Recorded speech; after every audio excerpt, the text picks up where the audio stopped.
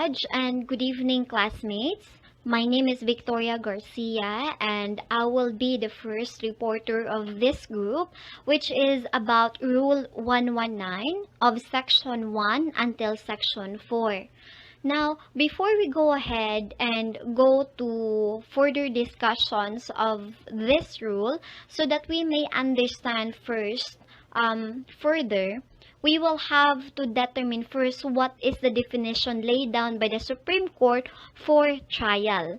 So, in Acosta versus People, Iskra 774, trial is defined by Honorable Supreme Court that it is judicial process of investigating and determining the legal controversy starting from the production of the evidence of the prosecutor or of the prosecution as a general rule. Now, is there a difference between a hearing and a trial? The answer for that is yes, there is a difference. In Republic versus Sandigan Bayan, the concept of trial and hearing is a two different legal concept. Hearing is broader in its scope because it includes a pre-trial conference, hearing of the motion, and trial. On the other hand, trial is limited only to the presentation of evidence and represent them before the court. Now, we will start discussing on Section 1 of Rule 119.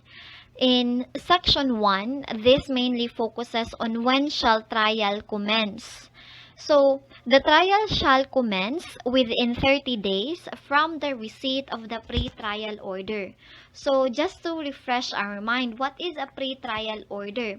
A pre-trial order binds the parties, limits the trial to matters not disposed of, and controls the course of action during the trial, unless it is modified by the court to prevent the manifest injustice. And for this one, in Section 1, the hearing days and the calendar call shall be held from Monday to Thursday, and the courts shall call cases at exactly 8:30 a.m. in the morning and 2 p.m. in the afternoon.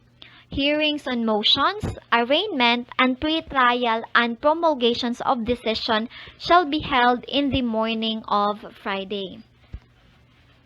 Now, we'll proceed with Section 2.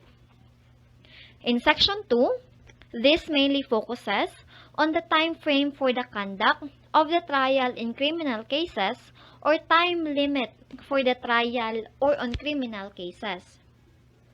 In this section, we will talk about the continuous trial system and limitation of the trial period. So, in Section 2, as a general rule, once commenced, the trial shall continue from the day to day as far as practicable until terminated, but it may be postponed for a reasonable period of time for good cause to ensure speedy trial. So, the court shall set the case for continuous trial on weekly or other short-term calendar at the earliest possible time. So, the court shall do so after consultation with the prosecutor and the defense counsel. So, we'll go ahead and try to understand deeper what do we mean by continuous trial system. So, as you can see on this slide, continuous trial system is trial once commenced shall continue from day to day as far as practicable until terminated, but it may be postponed for a reasonable period of time for a good cause. And the next one is limitation of the trial period. So, it means that it shall in no case exceed from 180 days from the first day of the trial, except as otherwise provided by the Supreme Court. The Supreme Court adopted the continuous trial system as a mode of judicial fact-finding and adjudication conducted with speed and dispatch so that trials are held on the scheduled dates without postponement. The factual issues for trial well defined at pre-trial and the whole proceedings terminated and ready for judgment within 90 days from the date of initial hearing, unless for meritorious reasons an extension is permitted. I would also like to emphasize that the procedure used to avail his right to a speedy trial is also what we called as the continuous trial system, because it is a tool for the early and expeditious disposition of a case. And how do we ensure a continuous trial system? So there must be a time limit within which case should be terminated.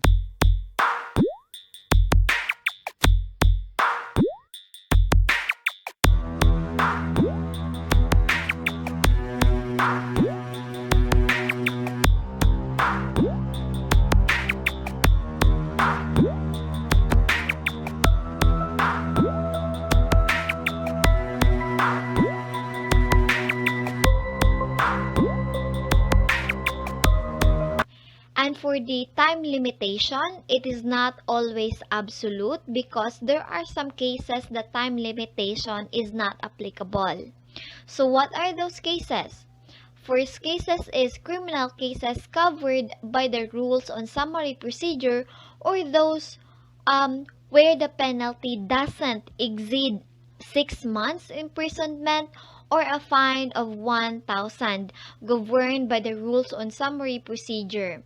Another cases is child abuse cases because trial shall commence 3 days from the arraignment and cannot be postponed except on the grounds of illness of the accuser, other grounds beyond his control.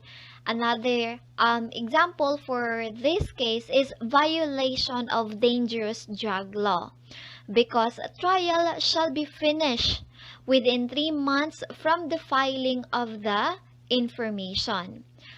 Some cases would be kidnapping, robbery in band, robbery against a banking or financial institution, violation of the Carnapping Act, and heinous crimes. So these cases, trial shall be finished within 60 days from the first day of trial.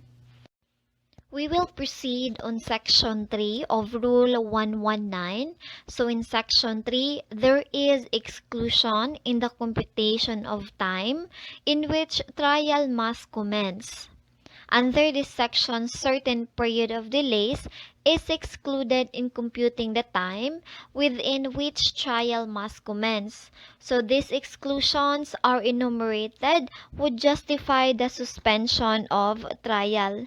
So one of these exclusions refer to the period of delay resulting from the absence or unavailability of an essential witness as described in the second paragraph of this section.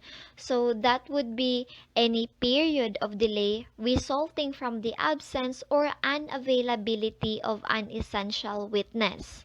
So to justify delay, the witness cannot just be any witness, because the rule describes such witness as an essential witness. So what do we mean by essential witness? It means indispensable, necessary, or important in the highest degree. Moreover, any period of delay resulting from the absence or unavailability of an essential witness under this section for the absence and availability are not considered anonymous. So the rule considers an essential witness absence in either of the following situations. So we have two. First is his whereabouts are unknown. And second is his whereabouts cannot be determined by due diligence. Moreover, delays to be excluded in computing the period for commencement of the trial. There are some examples under Section 3. There are certain delays which should not be included in counting the period for commencement of a trial. Such delay include but are not limited to the following, which can also be found in the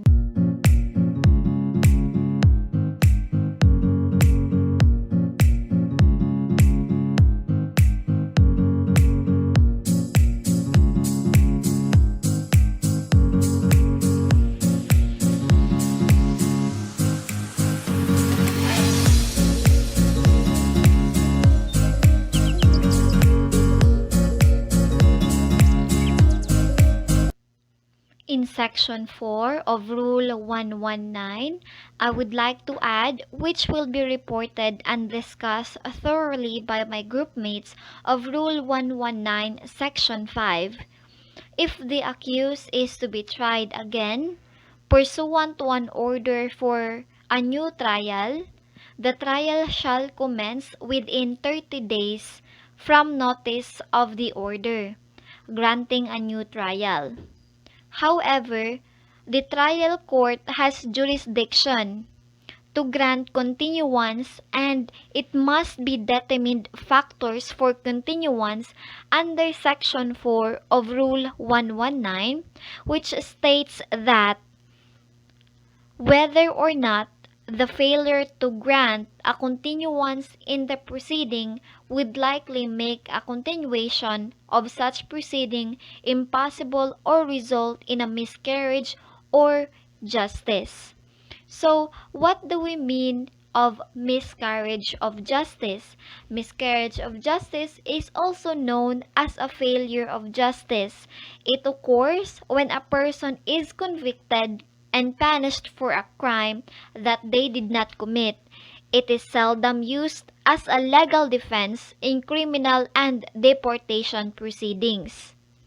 Second is whether or not the case taken as a whole is novel, unusual, and complex, due to the number of accused or the nature of the prosecution, or that it is unreasonable to expect adequate preparation within the periods of time established therein. So, what do we mean by a novel? Novel case is a case for which no precedent can be found. It is a peculiar or extraordinary case arising in the complex and diversified affairs of men, which cannot be classified under any of the distinct heads under which jurisdiction has thereto been administered. And of course, this section provides for the grounds which are prohibited for granting of continuance. These are the prohibited grounds for the continuance. First is congestion of the court's calendar. Second is lack of diligence preparation. And third is failure to obtain available witness on the part of the prosecutor.